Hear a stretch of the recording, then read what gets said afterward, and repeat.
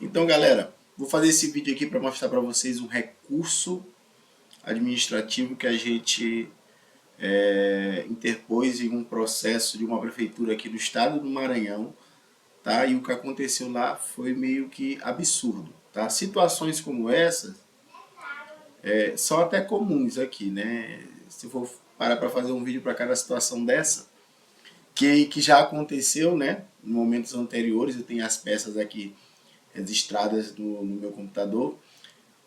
Vai ter muito conteúdo, mas eu vou trazer o último que eu fiz para vocês aqui, dar uma olhada. Claro, eu ocultei, né, algumas informações, principalmente a respeito dos dados do cliente e da prefeitura também que aconteceu. Acho que ainda não é legal. Ainda não me informei com o meu jurídico quanto a isso. Pois vamos lá, o que aconteceu nessa licitação aqui, galera? Era uma licitação para aquisição de materiais de limpeza, certo? Quando eu tive conhecimento do edital, quando o cliente me procurou, já tinha passado o prazo para impugnação de edital, certo? Aí o que acontece? A gente entra mesmo assim, porque lá na frente a gente tem um recurso, né? Uma fase recursal, onde a gente pode expor situações que estão em desacordo com a lei e vai para julgamento, certo? O que acontece? O edital, ele não informou o limite para a consideração de indício de inexecuibilidade do preço, tá? O que é isso? São preços que aparentemente, né, eles são inexequíveis, são impossíveis de se executar porque são preços incompatíveis com o mercado, e aí tu tem que colocar sobre esses valores, tu tem que colocar impostos, despesas administrativas, logísticas, uma série de coisas que, se nosso vídeo aqui bombar, a gente pode trazer em um outro vídeo mais detalhes sobre isso, certo? Então o edital não trouxe essa informação. Como o edital não trouxe essa informação, o que acontece? A gente aplica normas federais, né, instruções federais. E nesse caso aqui, o correto seria que o pregoeiro aplicasse a instrução normativa número 73 de 2022, certo? O que ela fala lá? Que o indício para considerar uma proposta inexequível é de 50% em relação ao valor orçado para a administração, deixando mais fácil de entender. Por exemplo, se um litro de água sanitária foi cotado pelo órgão que está promovendo a licitação, se esse litro de água sanitária foi cotado por R$ 3, qualquer preço abaixo de 1,50, 50% do valor orçado, que inicialmente foi R$ 3, qualquer valor abaixo de 1,50, a empresa que ofertou ela tem que comprovar que ela consegue executar esse preço. Tá? Aí como é que se faz essa comprovação? Planilha de composição de custos, tá? Eu posso trazer também mais tarde essa planilha. E notas fiscais de entrada e saída, tá? É a melhor forma que você tem para comprovar a execuibilidade do preço. Então, vamos lá. Se você ofertou 1,49, por exemplo, na tua planilha tem que ter o valor que tu vai comprar esse item junto ao teu fornecedor, certo? Notas fiscais de entrada com valor igual ou menor o que você informou na planilha, certo? Notas fiscais de entrada para que comprove que você compra por esse valor, tá? E notas fiscais de saída que comprovem que você vendeu ou já vendeu por um valor parecido também, tá? Fora isso, você tem que indicar o percentual de despesas administrativas sobre aquele valor, sobre despesas de transporte e logística, certo? Lucro ou prejuízo, né? Se tiver prejuízo, sua proposta não vai ser aceita, ela tem que ter pelo menos uma pequena margem de lucro para que ela seja aceita, certo? Então, como eu falei, né, o edital não trouxe a informação do percentual para se considerar a proposta inexequível, então aplica-se a IN 73. O que aconteceu aqui nesse certame? O pregoeiro, inclusive nós vamos aqui para os fatos, né? O pregoeiro estava pedindo comprovação de execuibilidade para qualquer percentual e não pode, tá errado, tá? Tá errado. Uma das coisas que aconteceu, então vamos tratar dessa aqui primeiro. Então, bem aqui, ó. Vamos começar daqui. Durante a condução da sessão, houveram duas ilegalidades ou equívocos, tá, cometidos pelo condutor da sessão, no caso o pregoeiro. A primeira delas foi exigir comprovação de execuibilidade de preços sem a devida fundamentação em 3 oportunidades à nossa empresa, no caso a empresa que eu estava representando, tá? Chegamos a informar no chat tal questão, mas recebemos como resposta que tal ato estava previsto no edital. De fato, o edital prevê diligências, tá? Ele prevê diligências. Eu falei no começo do vídeo que o edital não trouxe como informação, que é muito importante para essa situação, é o percentual. Ele não informou o percentual. Então, de fato, o edital prevê diligências para a comprovação de execuibilidade do preço ofertado. Quando existir indícios de execuibilidade, justamente naquela questão do percentual que a gente está conversando agora há pouco. No entanto, o percentual de desconto para considerar o preço ofertado suspeito deve ser indicado no instrumento convocatório, que é o edital. O respectivo edital do certame epígrafe não estabelece um percentual. Sendo assim, subtende-se e obrigatoriamente aplica-se o disposto na Instrução Normativa 73 de 2022.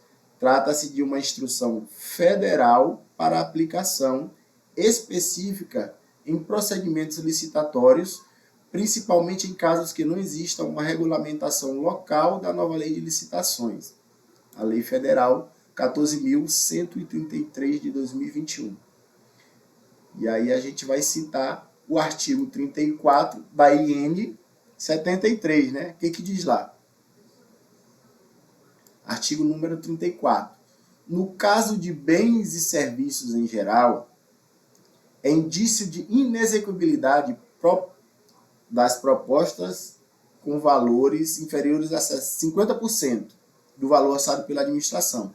É aquele exemplo da água sanitária que eu dei para vocês, né? Se a administração orçou o valor de uma unidade de água sanitária por R$3, qualquer valor que seja ofertado abaixo de 1,50, ou seja, 50% do valor orçado,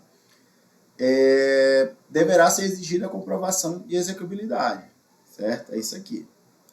Essa parte que importa. Aqui tem outras coisas da IN, tá? Uma coisa que é importante a gente salientar aqui, que toda vez que houver indícios de inexecuibilidade, a licitante tem o direito de comprovar, tá? Ele não pode simplesmente, o pregoeiro não pode simplesmente desclassificar a sua proposta. Ele tem que te dar a oportunidade de comprovar que a sua proposta é execuível, tá? Até porque o comércio, gente, ele tem várias variáveis, né? Tem vários fatores que influenciam o preço dos objetos, dos itens. Então, ele não pode sumariamente eliminar ou desclassificar a proposta só porque está abaixo do percentual que está na instrução normativa ou numa eventual regulamentação local, beleza? Aí eu venho aqui. Eu coloquei uma planilha, né, no anexo 1, eu apresentei uma planilha apontando os itens em que ele cometeu essa irregularidade, o pregoeiro no caso, ou pregoeira, né, eu não me lembro aqui porque eu participo de muitos certames, eu não me lembro se nesse caso aqui foi um pregoeiro ou uma pregoeira, mas o condutor da sessão. Aí eu informo, beleza. Tá, a segunda irregularidade que aconteceu, ou equívoco, né, a gente não pode chegar batendo martelo aqui na peça recursal, né, mas tem tudo para ser, tudo configura para esse entendimento. A segunda aconteceu no dia 30 de março, nos foi solicitada devido à adequação, beleza, eu ainda estou aqui na adequação. E aí, aqui. Tá. Aí ele pediu os documentos de habilitação, né? E nos inabilitou aqui. o condutor do processo informa a nossa inabilitação. Ele pediu os documentos de habilitação, depois de por 3 vezes pedir execuibilidade de proposta em itens que não deveriam ser pedidos. Aí ele inabilitou a empresa que eu estava representando, né? Então vamos lá. O condutor do processo, pregoeiro, informa a nossa inabilitação, né? Isso no dia 31 de março, às 11h15. Justificando o ato com uma suposta não apresentação de declarações previstas no item 8.2 e a apresentação de uma certidão vencida, em desacordo com o item 8.2.19. Que aí eu coloquei aqui um print do chat, que é esse aqui, tá? Onde ele informa a nossa inabilitação. Aí eu vou continuar aqui, ó. Pois bem, vamos por partes. O texto do edital no item 8.2.2, que é o item que ele usou para justificar a nossa inabilitação por não apresentar uma declaração, tá? Então vamos lá. Em sua página de número 13, trata de elencar os documentos necessários para a comprovação da regularidade fiscal e trabalhista e exige a declaração de proteção ao trabalho do menor, tá? Essa declaração ela é indispensável. E nós cumprimos o item no ato de cadastro da proposta inicial, anexando o arquivo renomeado. Eu coloquei até a renomeação do arquivo, tá? E o número da página também. E também apresentamos a mesma declaração no formato eletrônico, disponibilizado pela plataforma, na qual foram recebidas as propostas e conduzida a sessão. Sendo assim, resta perguntar ao condutor se ainda sustentará nossa inabilitação por não apresentar a declaração, né? Nós apresentamos a declaração, não tem por que ele inabilitar por esse item. Vamos para o item 8.2.19, que está na página 15 do edital. Ele não solicita nenhuma certidão, ele apenas informa que, constando o atendimento integral às exigências de habilitação previstas neste edital, tá? Isso aqui é retirado do edital, tá? A licitante será declarada vencedora, ou seja, esse item que ele usou para justificar lá uma certidão vencida, a nossa inabilitação, por apresentar uma certidão vencida, não pede nenhuma certidão, então não tem fundamento, certo? Aí eu continuo aqui. No entanto, realizamos diligências na documentação enviada a fim de encontrar tal certidão vencida, conforme alegado pelo condutor da sessão. Acontece que enviamos uma via da certidão negativa de débitos municipais vencidas sim, tá? Nós enviamos vencidas. No entanto, no mesmo arquivo, também enviamos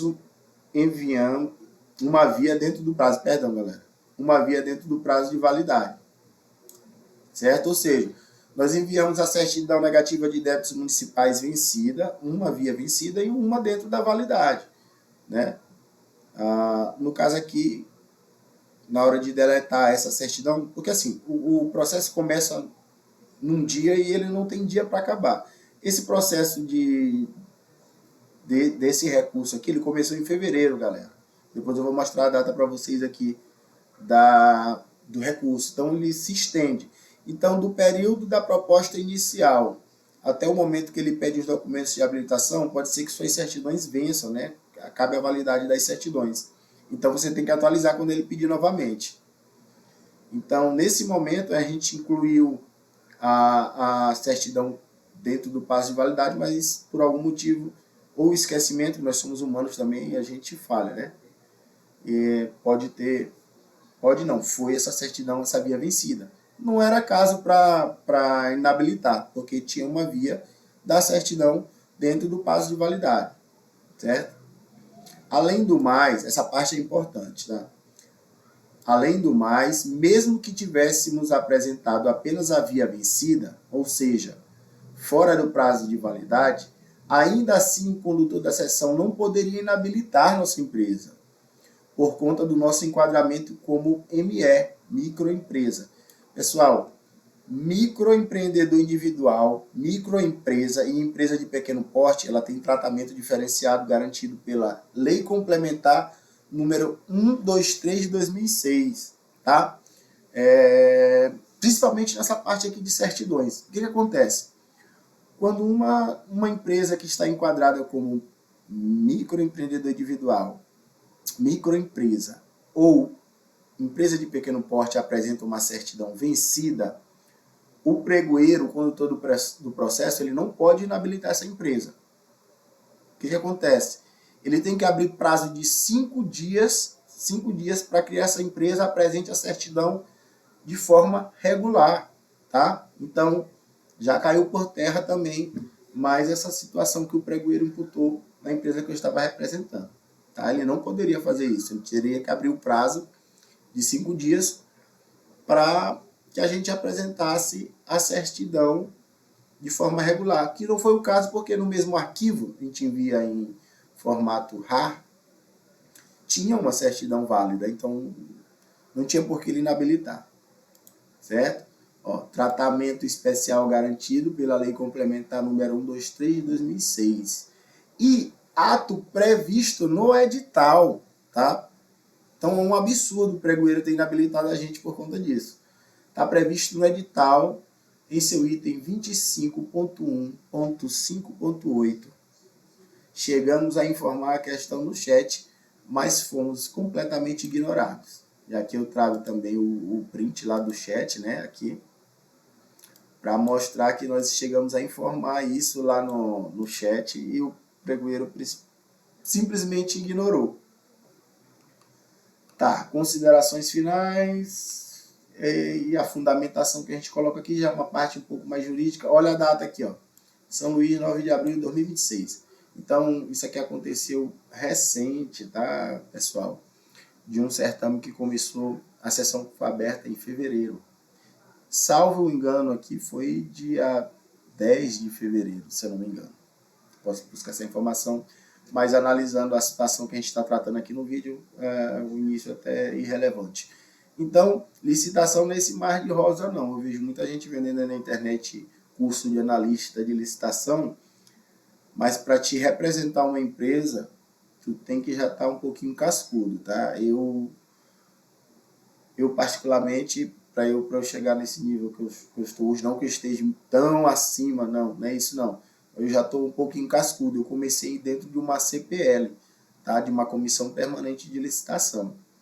Então eu via o lado interno, né? O lado interno, eu acho que é muito importante conhecer o lado interno antes de cair para o mercado para representar, entendeu?